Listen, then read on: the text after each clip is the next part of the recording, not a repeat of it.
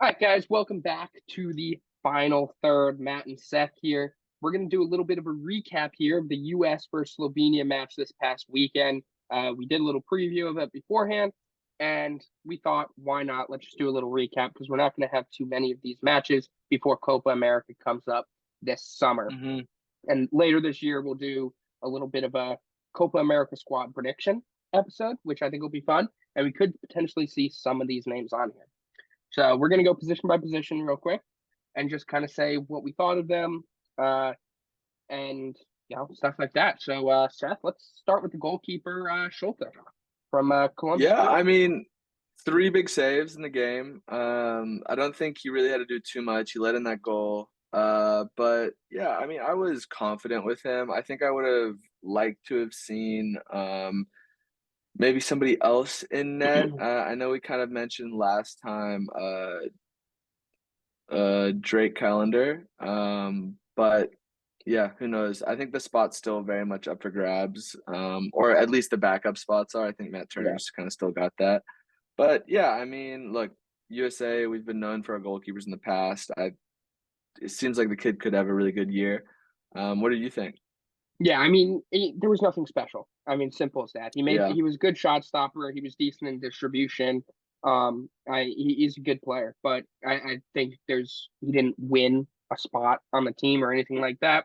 I think there's a lot up for grabs. I mean, Turner's obviously the number one, and then it's going to come down to Schulte, Celentino, Callender, hmm, Horvath, and um, uh, whoa, Zach Steffen to kind of get those last two spots on the roster. No one won it this Stefan's not time. getting it. Stefan's It's not gonna getting it. it's gonna come down to what happens over the next few months in league play because at the end of the day, you choose your goalkeepers based on form.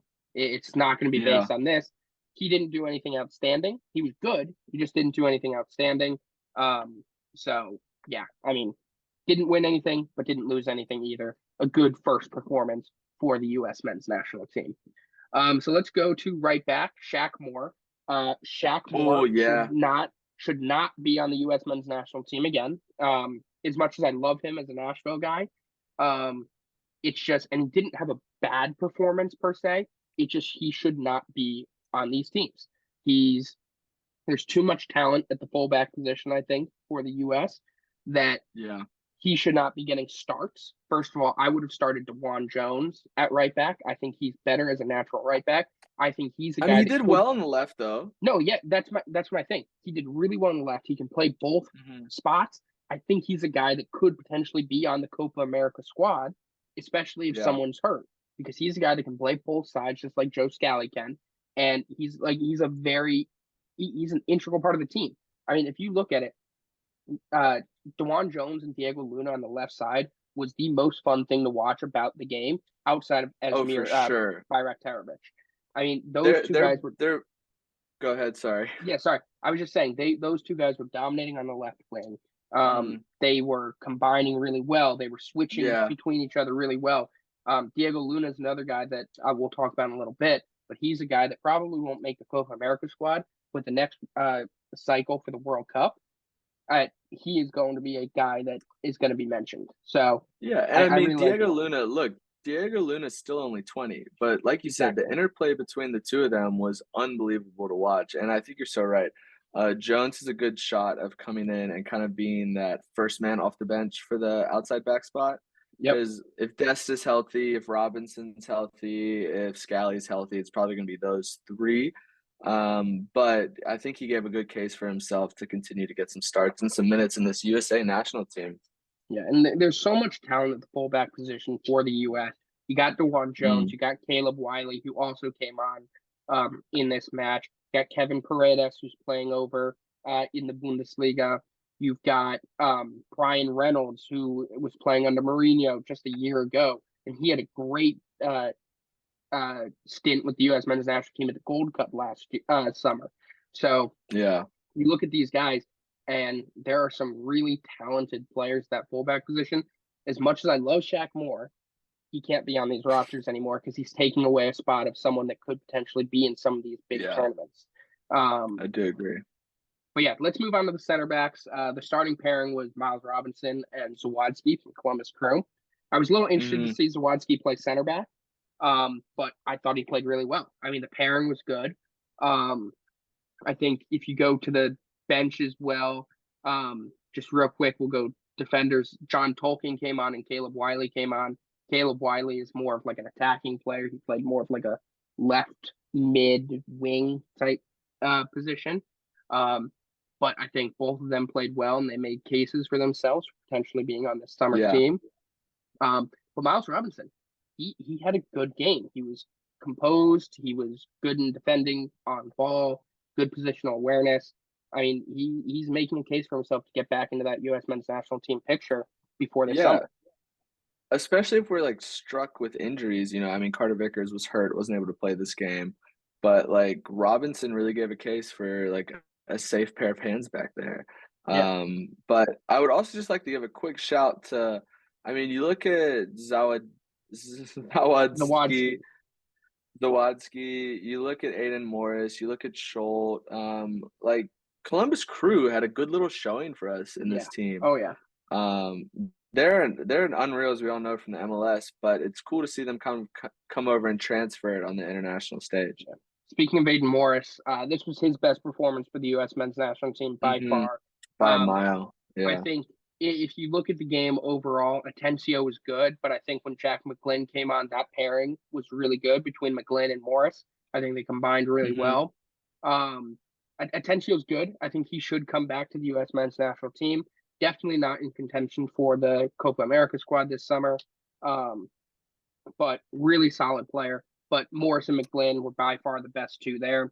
McGlynn, a little bit interesting though. I don't think I saw him play a pass with his right foot the entire time. It was literally every single pass he played was with his left. Um, so don't know what the I deal like is how you there. noticed that. Yeah, like I mean, it's my brain now. The scouting is too much now. But he only played a pass with his left foot. Maybe one or two Hmm. right-footed pass, but every single one was with left. Like I saw him legitimately move his body so he could play a ball with his left foot instead of his right foot. Um, so that's something that has to be kept an eye on because you can't be having that. Yeah. As good as his left foot is, don't like that. Timothy Tillman, good game from him. He played Right? really well. Huge. Played Yeah. really well. He was one of the guys we highlighted before this, but yeah, he came through. He gave a great performance. And yeah, I'm excited for him. I think Yeah. he could be a little maybe like a squad rotational player in the Euros coming through. But I mean, our midfield is just so stacked. You mean Copa America, not Euros. But Yes, sorry. We were just talking about the Euros, guys. Please yep. excuse that one. But yeah, I was really stoked with his performance and excited to Yeah. see like what else he can give in the weeks and months coming up. He's an interesting player. I don't think he'll be on the Copa squad. But he's making a case I for mean, if himself he and keeps he could be balling, good. yeah, he can make a case. Yeah. But let's talk about Mr. Brian White for a second. What are you Yeah, thinking about? I I was wasn't gonna overly say impressed. Brian White was on this team because he was. Now I know last week I said he was the MLS top goal scorer. He was not. I'm sorry for anybody that saw that. He's not the MLS top goal scorer, but he was one of the best players in the MLS last season. Um, and that's why he was on the team. He was on the team because of Yeah, that. He had never gotten a cap before, and based on his play, he deserved the chance to play for his country, and he did that. He didn't play well, in my opinion. he Um, bottled it. He he bottled it. bottled it. He bottled it big time, but he opened up the opportunity for Duncan McGuire to come in there and dunk. Yeah. The game changed when he was in there. Him and my favorite player from this performance, Duncan McGuire is my favorite player on the team, but Asmir Berektarovich. Oh Yeah. my lord! When he came on, it was he was untouchable. That like his tracking back was amazing. His ability on the ball was amazing. He was beating their defenders 1v1. He was drifting to the middle of the field and taking possession in the middle of the field. He was playing in great balls into the box.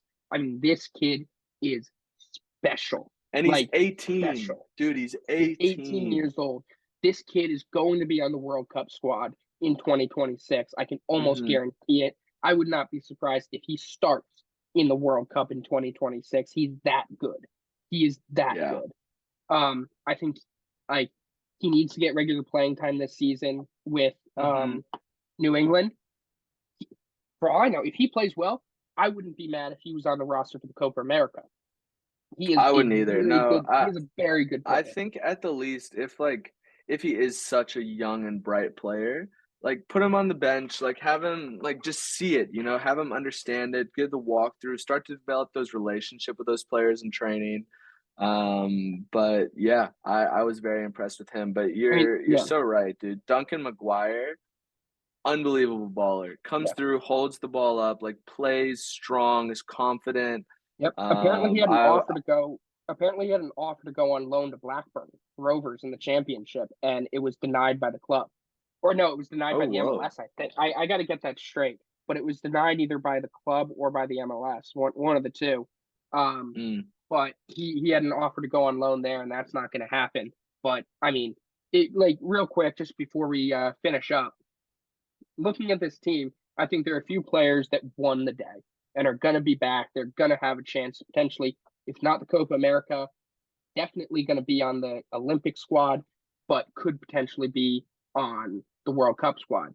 I think that's Diego Luna. Diego Luna was absolutely hmm amazing. Yeah. DeJuan Jones has consistently put in good performances, including today, potentially the player of the match for the U.S. As well. I think Aiden Morris and Jack McGlynn and Timothy Tillman, all three of them as midfielders, have given Yeah, themselves the Timothy was chance. unreal. I think all three of them could potentially be in the mix over the next 5 to 6 years for being in these big time tournaments. Especially we've got Nation League coming up in in like a month and a half, something like that, a semifinal. So that could be a potential place for them. I think Miles Robinson put his name back into the hat for potentially being in that center back uh, hmm trio or quad that goes to the Copa America.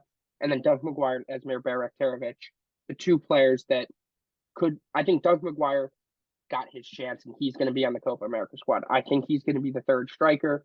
I don't think anybody else has played well enough to be on that squad. He should be on that squad. And all the MLS haters, I don't want to hear it. Duncan McGuire is that guy. No, I'm an Going to be MLS on the hater, squad. and Duncan McGuire is that guy. I'll So give it to you on yeah. that. So I think those are the guys that I think won the day and won their chance to potentially be in for big games, big tournaments coming up.